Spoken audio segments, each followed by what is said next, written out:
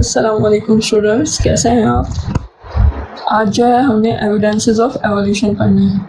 Evidences of evolution में हम देखेंगे कि फॉसिल रिकॉर्ड क्या होता है। फॉसिल रिकॉर्ड के ज़रिए से हम एविडेंस लेंगे एवोल्यूशन का, जियोग्राफिकल डिस्ट्रीब्यूशन के थ्रू हम लेंगे। इसके अलावा जो है हम देखेंगे कि एम्ब्रियोलॉजी के थ्रू, मॉलिक्यूलर बायोलॉजी के थ्रू हम 6 पॉइंट्स को डिस्कस करेंगे और उनके थ्रू हम देखेंगे कि किस तरह हम एवोल्यूशन को प्रूव कर सकते हैं कि एवोल्यूशन होती है। पहले हम देखते हैं सबसे पहले क्या आता है फॉसिल रिकॉर्ड।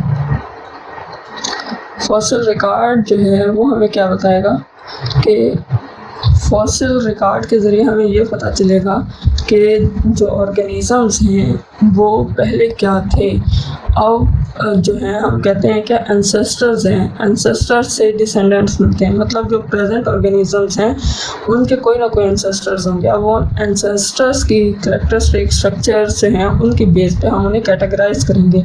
तो इन सब के लिए हमें पहले ये पता होना चाहिए कि जो है ये एंसेस्टर्स इनके थे कैसे। अब वो हमें कैसे पता चलेंगे, हम उस दौर में नहीं थे, ह्यूमंस नहीं थे, या फिर दूसरे ऑर्गेनिज्म उस दौर में नहीं थे। तो फिर उसके लिए जो है हमें फॉसिल से पता चलता है कि एंसेस्टर्स कैसे थे, उनके स्ट्रक्चर क्या थे। अब जो है उसमें हम फॉसिल्स क्या होते हैं, फॉसिल्स होते हैं अर्थ क्रस्ट के अंदर ऑर्गेनिज्म जो हैं उनके डेड पार्ट्स। मतलब जब ऑर्गेनिज्म की डेथ हो जाती है तो उसके बाद जब वो अर्थ में मिट्टी में मिल जाता है ना, तो मिट्टी में मिलने के बाद काफ़ी टाइम गुजर जाने के बाद जब डिकेइंग प्रोसेस हो जाता है तो उसमें सिर्फ उसकी हड्डियाँ और उसका स्ट्रक्चर पड़ा रह जाता है। और वो जो स्ट्रक्चर पड़ा होता है उस स्ट्रक्चर को स्टडी करके जो है हम कह सकते हैं कि उसको स्ट्रक्चर को देख के प्लेंटोलॉजिस्ट जो होते हैं जो कि फॉसिल्स की स्टडी करते हैं वो हमें बताते हैं कि इनका स्ट्रक्चर ऐसे था। तो और ये इन प्रेजेंट ऑर्गेनिज्म से मिलता है जो कि अब इस तरह के हैं, उनका स्ट्रक्चर इनसे रिलेटेड होता है।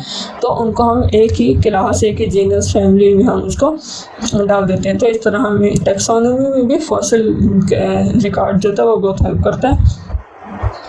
और सबसे ज़्यादा फॉसिल्स जो होते हैं वो कहाँ पाए जाते हैं, फॉसिल सेडिमेंट्री रॉक्स में होते हैं।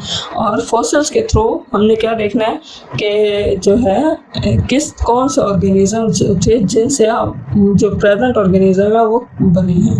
अब फॉसिल्स की बात करें तो हम ये देखते हैं कि ज़मीन के अर्थ क्रस्ट में जो सबसे कोर में होंगे ना ऑर्गेनिज्म, सबसे नीचे ज़मीन की तह के अंदर होंगे, वो ऑर्गेनिज्म होंगे जो सबसे पहले डिके हुए थे। मतलब बहुत पुराने जो सबसे पहले पाए जाते थे ऑर्गेनिज्म वो सबसे नीचे होंगे, फिर उसके बाद वाले उससे ऊपर। मतलब जितने ऑर्गेनिज्म की डेथ होती गई वो ऊपर लेयर्स बनाते गए। सही। अब इन लेयर्स को देख के हम जो है वो फॉसिल के स्टडी करते हैं। फॉसिल को स्टडी करके हम कह देते हैं कि जो है ये ऑर्गेनिज्म इस ईरा में पाया जाता था। अब उसमें हम कहते हैं प्राइमेट्स जो होते हैं वो सबसे ज़्यादा करीब हैं जो कि अब दौर है। इस दौर से पहले जो दौर था, जो ईरा था, उस ईरा में प्राइमेट्स पाए जाते थे।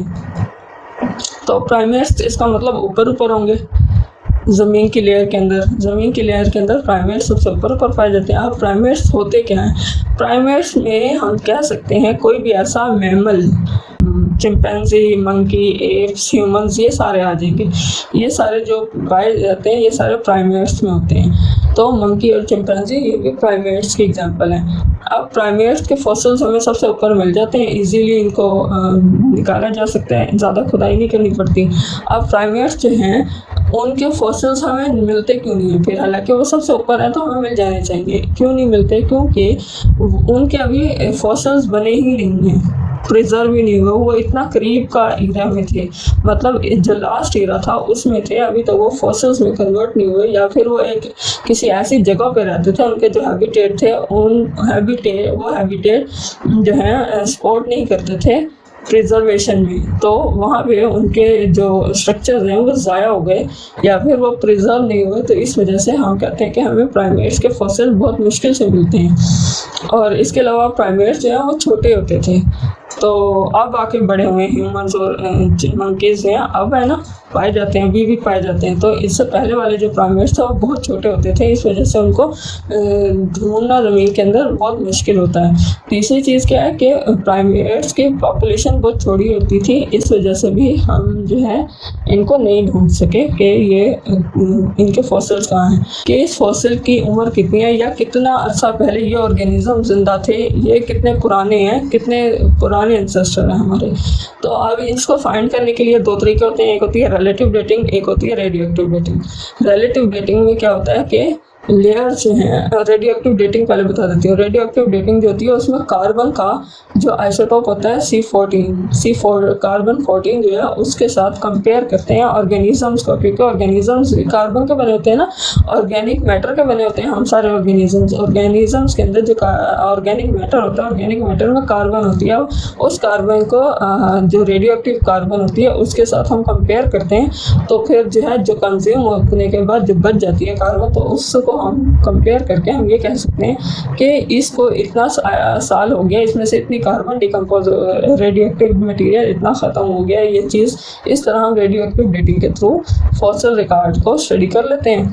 और रिलेटिव डेटिंग में जो है हमारे पास, हम अर्थ के स्ट्रेटा को अगर देखें ना, तो अर्थ के स्ट्रेटा में जो सबसे नीचे वाले फॉसिल्स होंगे वो सबसे पुराने एंसेस्टर्स होंगे, जो ऊपर होंगे ये देखो, जैसे यहाँ पे है सबसे पहले जेलीफिश, ऑक्टोपस, ये ज़मीन की तह में है, फिर उसके बाद ऊपर आते हैं हम, फिर एम्फीबियंस, फिर ये मैमल्स, फिर ये ह्यूमन। अब ये सारे जो हैं इतने, ये अर्थ के स्ट्रेटा के अंदर जो सबसे नीचे हैं वो सबसे पुराने एंसेस्टर हैं। उससे ऊपर आते जाओ तो उनकी एज कम होती जाएगी फॉसिल्स की, सबसे नीचे वालों की फॉसिल्स की एज ज़्यादा है। फिर हम देख लेते हैं दूसरा एविडेंस, वो था बायोजियोग्राफी। बायोजियोग्राफी का मतलब है कि ऑर्गेनिज्म या स्पीशीज इस दुनिया के ऊपर जिस तरह डिस्ट्रीब्यूट हुए हैं वो किस तरह हुए हैं। बहुत सारे स्पीशीज जो होते हैं वो एक दूसरे से मिलते जुलते होते हैं अर्थ के ऊपर। अब उनको एक ही कैटेगरी में हम रखते हैं जो एक तरह के होते हैं, सेम टाइप ऑफ कैरेक्टरिस्टिक जिसमें होंगी उसको हम एक कैटेगरी में रखेंगे। फिर उसके बाद हम देख लेते हैं कुछ एरियाज जैसे कि ऑस्ट्रेलिया या फिर आइलैंड्स वगैरह होते हैं, उनमें जो स्पीशीज़ होती हैं वो दूसरे एरिया से मुख्तलिफ होती हैं, उनके यूनिक करैक्टरिस्टिक होते हैं। तो अब जो ऑस्ट्रेलिया के अंदर स्पीशीज़ पाई जाती हैं वो बाकी दुनिया में नहीं होती। तो या फिर नॉर्थ अमेरिका और ऑस्ट्रेलिया में ख़ास तौर पे जो डार्विन ने स्टडी किया था, तो वहाँ की जो ऑर्गेनिजम्स है, जो वहाँ पे पाई जाने वाली स्पीशीज़ थी, वो दूसरी बाकी दुनिया में नहीं पाई गई थी, तो उनको उसने खास तौर पर स्टडी किया। बायोजियोग्राफी के ज़रिए से हम ये भी देख लेते हैं कि प्लेट्स किस तरह ड्रिफ्ट होती जा रही हैं। अब जैसे ऑस्ट्रेलिया में जो है हमने स्क्विरल को देखा, स्क्विरल जो है वो यहाँ पे हमारे यहाँ जो पाई जाती है वो एक नॉर्मल स्क्विरल होती है। फिर उसके बाद जो है, लेकिन उसी स्क्विरल को जब स्टडी किया गया नॉर्थ अमेरिका में, तो फिर वो स्क्विरल जो है वो फ्लाई भी कर सकती थी। सही, वो उसने अपने उस माहौल के अकॉर्डिंग जो है वो एडोप्टेशन कर ली ताकि वो फ्लाई करके अपने आप को बचा सकती थी, क्योंकि आइलैंड था। और इसी तरह जो है ऑस्ट्रेलिया देखा, वो भी आइलैंड है, वहाँ पे जो स्क्विरल है वो ग्लाइड कर सकती है। फिर इसी से बायोजियोग्राफी को ही बेस बना के हम टैक्सोनॉमी की बात करते हैं। जब हम ये कहते हैं कि ऑर्गेनिज्म जो हैं वो एक जगह या पूरी दुनिया में एक ही तरह के स्पीशीज मुख्तलिफ तरह से अडॉप्ट करके रह रही है, तो फिर उससे मुख्तलिफ टाइप्स मिल गई। अब जब मुख्तलिफ टाइप्स मिल गई हमें, तो फिर हम उन्हें एक ग्रुप, एक जीनस, एक फैमिली में कैटेगराइज करते हैं। तो ये जो क्लासिफिकेशन का सिस्टम होता है इसको हम कहते हैं टैक्सोनॉमी। सही, अब जो स्पीशीज जो हैं जो एक जैसी हैं उनको हमने ग्रुप करके उनके रिलेटेडनेस को देख के, मतलब कि वो एक दूसरे से कितना रिलेट करती हैं, इन सब चीज़ों को देखते हुए हमने उन्हें एक स्पीशीज में रख दिया और उस स्पीशीज से मिलती हुई दूसरी स्पीशीज को हमने एक ही तरह के जीनस में, फैमिली में और ये सारी चीज़ें, मतलब इस तरह हमने क्लासिफिकेशन की। लेकिन क्लासिफिकेशन में एक इम्पॉर्टेंट चीज़ के सेम स्पीशीज ही रहेंगी। बेर जो हैं वो बेर के साथ ही कंपेयर किए जाएंगे, 20 को 20 के साथ ही हम कंपेयर करेंगे। इस तरह जो है एक फैमिली ट्री हमारे पास आ जाता है।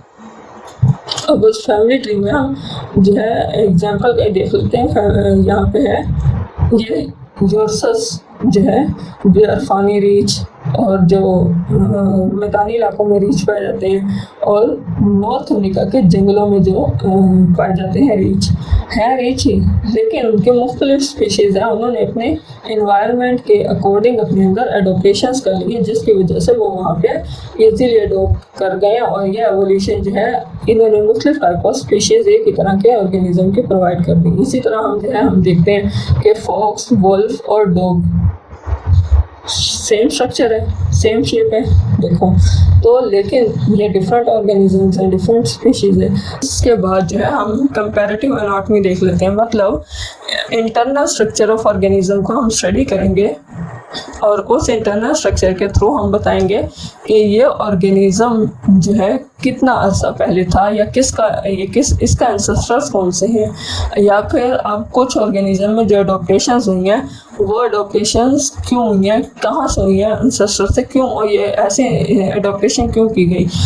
अगर एक या एक से ज़्यादा स्पीशी, दो या दो से ज़्यादा स्पीशी के अंदर एक ही तरह का स्ट्रक्चर पाया जाए तो हम कहेंगे कि वो सिमिलर स्ट्रक्चर है। Similar structure means homologous structures है, सही। होमोलोगस स्ट्रक्चर्स हैं, जैसे ह्यूमन के अंदर हाथ होते हैं, बर्ड्स के अंदर विंग्स होते हैं। होमोलोगस स्ट्रक्चर के काम डिफरेंट हो सकते हैं, लेकिन उनका जो है स्ट्रक्चर सेम होगा। अब जो हमारे बर्ड्स के विंग्स होते हैं और जो ह्यूमन के हैंड होते हैं, एक तरह का स्ट्रक्चर है, लेकिन वो बर्ड्स को फ्लाई करने में हेल्प करते हैं और हम जो है हाथ से काम करते हैं। तो इस तरह हम ये कहेंगे कि जो है इनका स्ट्रक्चर सेम है बट इनका फंक्शन डिफरेंट है। कंपैरेटिव एनाटॉमी में जो है हमने देखा वर्टिब्रेट्स होते हैं, उन सब की बैकबोन होती है, तो सेम चीज़ आ गई, सब में बैकबोन है। अब वो बैकबोन ह्यूमंस के अंदर सीधी है, कुछ ऑर्गेनिजम्स के अंदर वो बैकबोन जो है किस तरह, वो बैकबोन जिस ऑर्गेनिज्म में है, जिस स्पीशी में, वो उसको उस तरह अडॉप्ट करने में, एनवायरनमेंट में हेल्प कर रही है। अब सब ऑर्गेनिज्म में बैकबोन का एक ही फंक्शन नहीं हो सकता, क्योंकि होमोलोगस स्ट्रक्चर में हम ये कह रहे हैं ना कि सेम स्ट्रक्चर नहीं है, सेम स्ट्रक्चर होता है बट सेम फंक्शन होना ज़रूरी नहीं है। ये देखो सेम स्ट्रक्चर है ना, बैट के अंदर जो विंग्स होते हैं, व्हेल के अंदर, मछली के अंदर जो है वो किस तरह उसके फ्लिपर्स होते हैं, कैट के जो है पाँव किस तरह होते हैं, ह्यूमंस के जो है हैंड किस तरह होते हैं, सबका स्ट्रक्चर सेम है।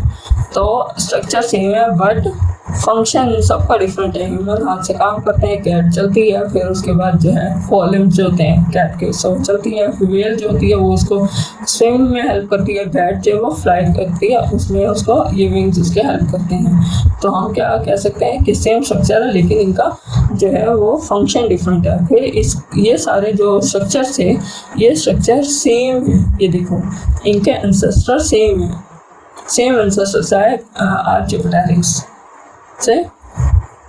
ये सब चीज़ें हमने अब यहाँ पे डिस्कस कर ली हैं। इसके बाद हम देख लेते हैं, ये अब एक और एग्जांपल दी है यहाँ पे कि देखो ह्यूमन की आई, हॉर्स की आई और आउल की आई। फिर उसके बाद जो है हमने कहा होमोलोगस स्ट्रक्चर तो होते हैं ना, सेम स्ट्रक्चर होता है और फंक्शन डिफरेंट होता है। और वेस्टिजियल ऑर्गन्स भी होते हैं। हम जो ह्यूमंस हैं हमारे अंदर, या फिर जो आज और कल जो स्पीशीज़ पाई जाती हैं उनके अंदर जो है वेस्टिजियल ऑर्गन्स होते हैं, जो कि एंसेस्टर से हमें मिले हैं, लेकिन हमारी बॉडी के अंदर उनका कोई फंक्शन नहीं है, कोई ख़ास फंक्शन नहीं है। जैसे हम एग्जांपल ले लें अपेंडिक्स की, मिनिएचर लेग्स की और आर्म्स की। अब जो है ह्यूमन के अंदर जो है अपेंडिक्स पाया जाता है, कॉकिक्स जो होती है वो टेल बोन को कहते हैं। टेल बोन हमारे अंदर पाई जाती है बट टेल नहीं होती है, लेकिन हमारे एंसेस्टर्स मंकी जो कहा जाता है, तो मंकीज़ के अंदर टेल थी। टेल जो है उसकी ज़रूरत नहीं थी, तो ह्यूमन के अंदर वो डिस्कार्ड कर दी गई, बट टेल बोन मौजूद है। ये फिर हम देख लेते हैं कंपैरेटिव एम्ब्रियोलॉजी। कंपैरेटिव एम्ब्रियोलॉजी की हम बात करें तो इसमें हम कहेंगे कि जो एम्ब्रियो होते हैं ऑर्गेनिजम्स के, उनको स्टडी करना, उनके डिफरेंट स्टेजेस को स्टडी करके और कंपेयर करके हम ये कह सकते हैं कि ये इसका एम्ब्रियो इस ऑर्गेनिज्म के एम्ब्रियो से मिलता है। मतलब एम्ब्रियोनिक स्टेज पे ऑर्गेनिजम्स को स्टडी करके कंपेयर करना और फिर उनका कॉमन एंसेस्टर्स को फाइंड करना, ये सब चीज़ें जो हैं ये भी एवोल्यूशन का एविडेंस है। अब यहाँ पे क्या है, जब ऑर्गेनिज्म के अंदर डेवलपमेंट हो रही होती है बर्थ से पहले, तो फिर जो साइंटिस्ट ने कई सारे कंक्लूजन निकाले उनके एम्ब्रियोज को देखते हुए, एम्ब्रियोज को स्टडी किया और उनको स्टडी करके उन्होंने हमें कंक्लूजन दिए कि ये ऐसे। फिश है, रेप्टाइल है, बर्ड है, ह्यूमन है, इन सब का सेम टाइप ऑफ एम्ब्रियो है। देखो एक ही स्टेज है सबकी और इनके एम्ब्रियो सेम है, इसका मतलब इन सब के एंसेस्टर सेम होंगे। सही, इनके दरमियान कहीं ना कहीं कुछ रिजेम्बलेंस है, रिलेटेडनेस है। इसी तरह यहाँ देखो ये 5th वीक में जो है ऑर्गेनिजम्स के एम्ब्रियो को स्टडी किया गया कि ये रेप्टाइल का एम्ब्रियो इस तरह था, फिश का इस तरह, एम्फीबियंस का, बर्ड्स का, मैमल्स का, सबके एम्ब्रियो को स्टडी किया हुआ। फिर जो है इन सब का जब बाद में कंपेयर किया तो एक ही स्टेज के ऊपर सेम टाइप ऑफ एम्ब्रियो मिला, तो मतलब सेम एंसेस्टर से हैं। इसी तरह ये ह्यूमन फीटस को डिस्कस किया हुआ है यहाँ पे कि 5th स्टेज के ऊपर इसमें हार्ट, आर्म, लीवर ये सब चीज़ें बन चुकी हैं। तो ये बाकी ऑर्गेनिजम्स में ज़रूरी नहीं है बन चुकी हैं, सब में जिसकी सबसे ज़्यादा इससे रिजेम्बलेंस होगी वो इसका सबसे करीबी होगा, क्लोज होगा। तो इस तरह हम जो है एम्ब्रियो को स्टडी करके ऑर्गेनिज्म की क्लोजनेस या उनके एक ही एंसेस्टर्स को हम स्टडी कर सकते हैं, या फिर हम उनका क्लू दे सकते हैं कि इन सबका एंसेस्टर सेम है क्योंकि इनमें सिमिलर कैरेक्टर। फिर हम देख लेते हैं बायोकेमिकल एविडेंस। बायोकेमिकल एविडेंस को हम मॉलिक्यूलर बायोलॉजी में पढ़ते हैं कि मॉलिक्यूलर बायोलॉजी में हम ऑर्गेनिजम्स का मॉलिक्यूलर लेवल पे स्टडी करके उनका डीएनए और प्रोटीन का एनालिसिस करते हैं और फिर जो है तो उससे हम एविडेंस लेते हैं कि ये ऑर्गेनिज्म का एंसेस्टर ये है, या फिर इनके सेम जो है वो स्ट्रक्चर होने की वजह से इनके सेम एंसेस्टर होगा। अब हम जो है यहाँ पे देख रहे हैं कि प्रोटीन सीक्वेंस, उनके डीएनए के सीक्वेंस को, या फिर प्लांट्स में हम क्लोरोप्लास्ट के जीनोम्स को देख के हम ये बता सकते हैं कि जो है ये भी सेम टाइप ऑफ स्पीशीज़ हैं या फिर डिफरेंट ऑर्गेनिजम्स हैं, सेम क्लास से बिलोंग करते हैं, सेम फैमिली से बिलोंग करते हैं, या फिर ये डिफरेंट हैं, इनके एंसेस्टर्स कौन थे, आपस में ये किस तरह एक दूसरे से रिलेट करते हैं।